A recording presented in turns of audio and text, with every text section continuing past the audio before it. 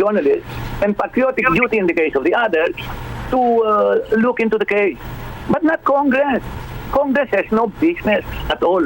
Because no law, if they will read, the last time I read the Constitution, it says that no law may be passed abridging these freedoms. They are targeted, and therefore they want to target back, or they want to control the system.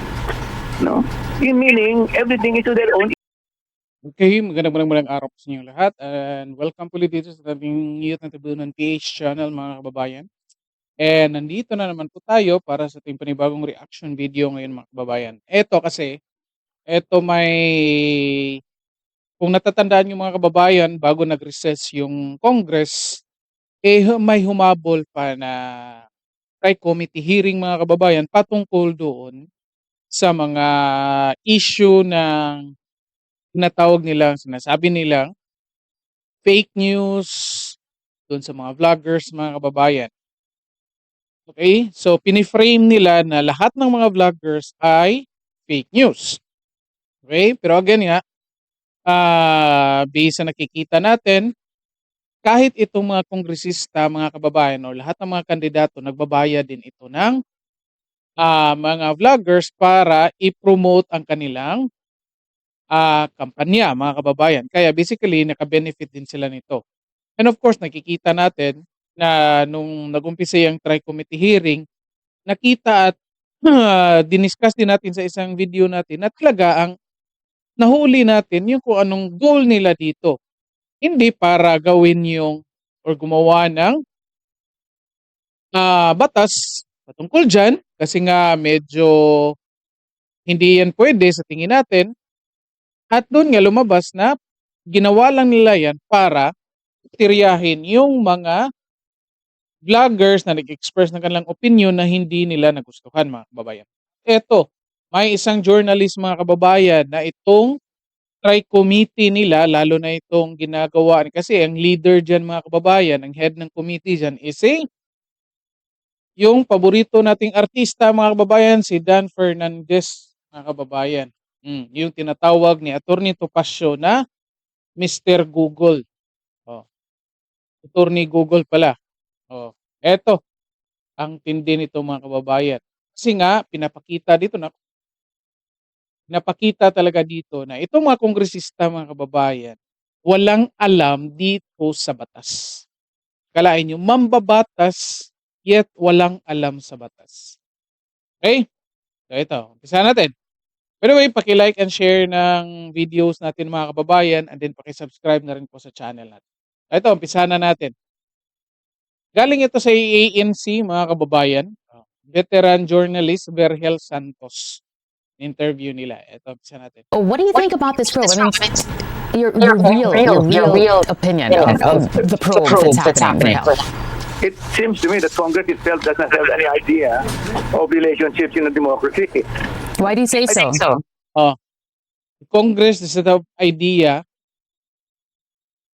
Congress doesn't have any idea about the ano yun? Does not have any idea of relationships in a democracy. Why do you say so? Relationships in a democracy mga kababayan. No, because they are putting the finger where it shouldn't be. They shouldn't be investigating the exercise of one particular freedom, which is freedom of expression, which cannot be abridged by lawmaking. And they happen to be lawmakers. You know, it's not that place to look into this. They can only look at how certain state facilities are used, meaning technically by the public. But apart from that, what they say on those platforms are something they have no business looking into. So, Di ba mga kababayan? Walang alam itong mga kongresista kasi nga hindi ka pwedeng gumawa ng batas na magbabiolate doon sa freedom of speech ng mga tao. Itong mga vloggers, mga kababayan, mga ordinaryong Pilipino ito. Katulad natin, ordinaryong Pilipino tayo. So kung gagawa sila ng batas at pipigilan tayong mag-express kung ano yung saloobin natin at opinion doon sa kanilang mga ginagawa, bilang mga public servant, sabihin natin public servant mga kababayan, para maganda pakinggan, yet pipigilan tayo. Kung pipigilan tayo, sino na lang ang allowed na mag-express? Paggagawa pa sila ng batas at pipigilan tayong mga ordinaryong Pilipino na maglabas ng ating saloobin, kababayan. Gagawin nila itong exclusive doon sa mga journalist. Of course, tayo mga vloggers, hindi natin kini-claim na journalist tayo. Of course, hindi tayo journalist. Hindi yan sinasabi natin na journalist kami kasi nagre-report kami. No, of course hindi. Kaya tinatawag namin sarili namin na vloggers. Kasi hindi kami journalist, vloggers kami. And yung focus namin, ina-analyze yung performance nyo bilang mga politiko o public servant and ini-express namin kung ano yung evaluation namin doon sa trabaho ninyo. Maganda man yan o hindi maganda, wala na po kayong business dyan. Ito nga sinasabi ni Virgil Santos, trustee, Center for Media Freedom and Responsibility. Ito nga sabi niya, itong mga kongresista, wala silang business dyan. Wala silang business dyan sa mga vloggers. Freedom of speech yan, mga kababayan. What Lorraine Badoy and Attorney Trixie Angeles questioning this before the Supreme Court, you tend to side with them. Yes, they're right. They are right. That is not to say that what they're doing by my right is right. They are right in this case. Yes. Tama nga naman mga kababayan. Virgil, of course, we're looking at this with eyes wide open, that this probe is coming from a body that has actually benefited from the propaganda that they themselves put out there for political gain. I mean, what does that tell you? Looking at the people at the hearing themselves, it gives me an idea of where these hearings are going. You have people who are happy to listen to fake news that suits their interest. There are people who are unhappy because fake news doesn't. And there are people who are properly minded because there are civic groups, in particular journalists, whose duty, constitutional duty in the case of journalists and patriotic duty in the case of the others, to look into the case. But not Congress. Congress has no business at all because no law, if they will read, the last time I read the Constitution, it says that no law may be passed abridging this freedom. Tama nga naman mga kababayan. Kasi nga, tayong mga vloggers na pumupuna dito sa mga kalokohan ng mga politiko, na-consider natin ito na patriotic duty natin ito mga kababayan. Kasi wala namang nagbabayad sa atin dito. Of course, yung iba, lalo na yung may pinopromote, of course, tumatanggap na yung bayad. Tayo mga kababayan, lalo na ako mga kababayan, ginawa ko itong channel ko kasi gusto kong i-express yung mga nakikita kong mga kabulastugan ng mga politiko natin mga kababayan. In-express ko yan. Kaya nga ginawa kasi instead na magpo-post ka doon sa page mo, sa Facebook account mo, at may kikipag-away ka doon, why not dito na lang sa YouTube channel? Kung gagawa ka ng channel mo, mag-express ka dyan, mag-discuss ka ng opinion mo, kahit anong comments dyan, mababasa mo lang, pwede kang mag-reply, pwede rin hindi, mga kababayan. Kaya ang purpose ko nito para mag-educate din ng mga tao, mga kababayan, na in some way, posibleng hindi nakikita kung ano yung nakikita ko. Ito na nga mga kababayan, hindi yan pwede. Ito nga sabi ni Virgil Santos, hindi pwede gawin yan na Congress mga kababayan. Diba? Kasi yun nga, patriotic duty ng mga vloggers ito ng mga ordinaryong Pilipino na mag-express sa kanilang saloobin doon sa mga taong nagki-claim na mga public servant. And yet, yung mga ginagawa, hindi naman para sa interes ng publiko. Oh, di ba? Naku, ano kaya, ano sa tingin nyo dito mga kababayan? Mag-comment kayo dyan. Kasi, ang nakikita ko dito mga kababayan, ito ha, tingnan natin sa ibang perspective ito. Tapos na yung session, let's say, magbabakasyon na yung Congress. Ilang araw na lang nung inumpisahan itong tri-committee hearing mga kababayan. Ilang araw na lang, magbabakasyon na sila. Okay? I think nakailang session lang sila dito, isa or dalawa. So nag-hearing sila dyan. And yet, nag-recess na sila, na-end na yung 19th Congress nila, nagbakasyon na sila. Last week, nung Wednesday, nung nag-file sila ng impeachment case laban kay Sara Duterte. And then, nung kahapunan nun, I think nag-hearing pa din sila. Sa tingin nyo, natapos ba yung hearing nila? Di ko lang alam kung talagang natuloy yung hearing nila kasi may plano na hearing doon after nung nag-file silang impeachment case laban kay Sara Duterte. Comment kayo dyan kung natuloy ba o hindi. Yet, sa pagkakaalam ko mga kababayan, hindi yun natapos. So, anong mangyayari? Kasi nga, rules ng Congress, lahat ng mga hindi natapos na mga trabaho ng mga legislation na napag-usapan, matatapos yan kung may mga bagong papasok na congressman mga kababayan.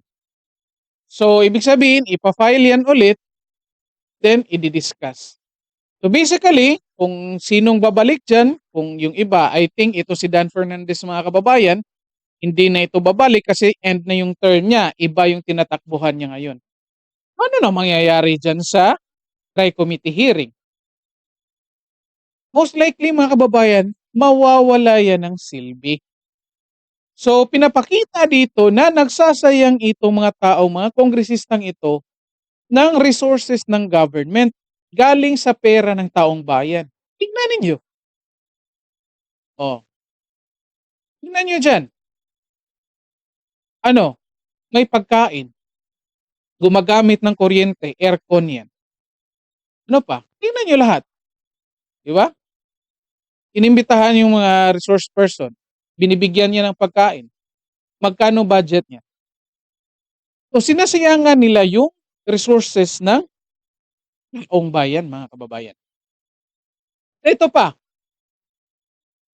Natatandaan nyo ba yung sinabi ni Pulong Duterte, mga kababayan?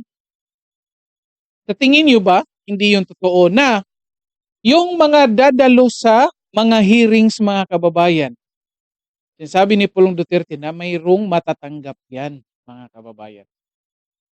Kaya nga, itong mga kongresista na nakikita natin na umaabot hanggang gabi, hanggang madaling araw, parang ano yan, nag-o-overtime kasi nga, of course, ito yung hindi ako nagsabi nito mga kababayan ha, si Pulong Duterte nagsabi nito na may matatanggap yan sila mga kababayan. Hindi nga lang sinabi kung magkano, and yet ito may matatanggap. So tanong natin, hindi ba kaya ginawa itong hearing na ito ng mga congressman para doon sa kanilang matatanggap? Kaya kahit hindi matapos o matapos man or may magawang batas or wala, sigurado pa rin yung matatanggap nila mga kababayan. Oh.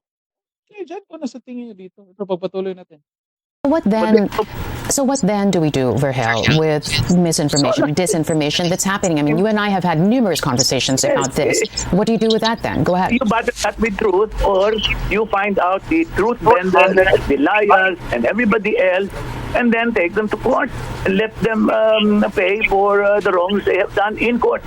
It is the courts that can only resolve this type of issues. You know, and redress can only be gotten from the courts. The nature of the deal, Carmina, the nature of the democracy deal. Unfortunately or fortunately, but that's how it is. Wala tayong magagawa eh. Okay nga mga kababayan, ito putuloy lang muna natin. Kaya nga, kung kayo mga politiko, o kahit sino, barangay captain, hanggang sa presidente, kung sa tingin ninyo, sa nakikita ninyo na itong mga pinagsasabi namin, fake news ito or kasinungalingan ito patungkol sa inyo, mag-file kayo ng kaso para doon sa korte may patas tayo. It's a neutral ground for both of us. Kung saan makapag-express kayo ng arguments ninyo, the same time makapag-respond properly itong mga vloggers na kung sino yung pinafailan nyo ng case. Kasi kapag nandyan sa Congress, mga kababayan, ako, hindi ka papagsasalitain. Yes or no lang yung allowed na sagot sa iyo. Kaya nga hindi yan yung tama. I believe, I agree doon sa mga ginawa ng mga ibang vloggers na pumunta doon sa Supreme Court na ipapatigil itong tri-committee hearing, mga kababayan. Agree din ako eh. Tama, I believe, tama itong sinasabi ni Berhel Santos. Kasi nga, kung anong nandyan sa social media, mga kababayan, magdidepende kasi yan kung saan tumugma sa interest ng taong bayan. Ito nga sinasabi ni Berhel Santos. Kasi kahit fake news niyan at pasok sa interest ng nanonood, wala tayong magagawa. Diba? Interest niya yan eh. Oh, halimbawa, yung mga pranks. Diba? Consider natin fake news yan kasi hindi naman yan totoo, diba?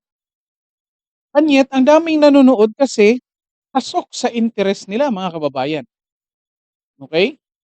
So, kung halimbawa, ito, pag-usapan natin current issues, mga kababayan, at sa tingin mo, fake news yan, of course, ikaw, role mo na yan sa individual na hanapin yung kung anong katotohanan.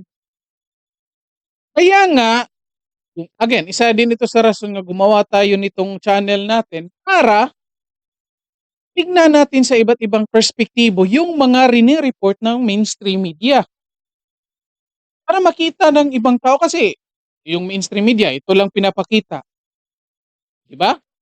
O, pwede natin tignan sa ibang perspective para yung mga manonood na nakapanood ng mainstream media at mapanood itong channel natin, may makukuha silang idea, pwede din pala ganyan.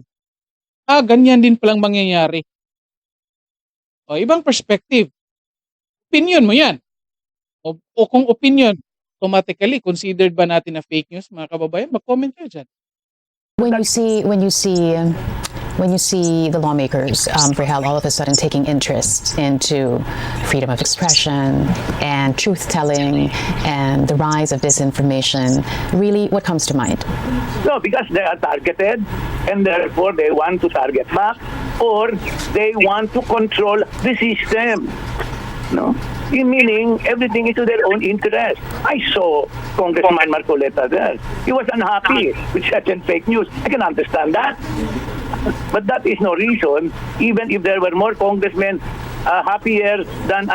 more happy than unhappy to receive fake news, they have no business putting their finger into this thing. So then when you watched the proceedings yesterday and you saw members of the academe there participating and giving their findings and their studies and really being supportive of this investigation, what gives you pause and what's your word of caution? I don't know why they're there. I mean, allow themselves to come, especially journalists. They allow themselves to come under the rules of Congress and be part of the whole horror. They should. The press people should get together by themselves and sort things out by themselves. Now, the academe will have to understand that that is the deal. That they will have to if they need to know what's happening on the ground, they have to consult news people. They're academicians, they're theoreticians. Mind. But that's how it is. The basic problem, Carmina, is that there is a wrong understanding of the whole issue. This is not an issue that should at all involve Congress. Ito nga, mga kababayan, di ba? Napakasimple daw na on point talaga ito, mga kababayan. I think tigil lang muna dito natin nga part. Pag-usapan natin ng konti, mga kababayan, bago natin tapusin itong video natin. Yun nga, mga kababayan, natuloy itong mga journalists kasi alam ng mga journalist, mga kababayan, Yung iba nga tinatawag nilang sarili nila na fourth branch of government, yung journalist. Kasi um, parang may ibang pina-follow na constitution yung journalist. Yun nga lang sabi-sabi nila. Yun yung mga pinapaniwalaan nila kasi um, kapag sila naghihingi ng mga information, allowed yan sila. Oh. At the same time, yung bawal sa mga ordinaryong Pilipino na pasukin, yung mga journalist, allowed yan sila. Okay, kaya nga sinasabi ng iba, ito yung fourth branch, itong mga journalist, ito yung fourth branch of government. Kaya nga sinasabi, ito nga tinanong ni Berhel Santos dito mga kababayan, o bakit kayo nag-submit doon sa Congress? Alam nyo naman nga pagpapasok kayo doon, mag-a-attend kayo, sinasubmit nyo yung karapatan nyo. Sinasubject nyo yung sarili nyo doon sa rules ng Congress. Basically, mayroong rules kayo bilang mga journalist, mga kababayan. Ito nga, minsan parang ang nasasabi natin, itong mga vloggers, kahit hindi ito journalist, karamihan dyan, hindi journalist, parang nakikita natin na parang mas may alam pa ito patungkol sa batas compare dito sa ibang tao, mga kababayan. Kasi nga ito, tama naman yung ginawa nila na pumunta doon sa Supreme Court. Di ba? Instead na pigilan mo yung tao, ito ganito lang sana sa Congress. Instead na pigilan mo yung mga tao na mag-express ng kalang opinion. Kasi kapag opinion, tinatawag agad na fake news. Dapat i-educate mo, gagawa kayo dapat ng anong tawag nito?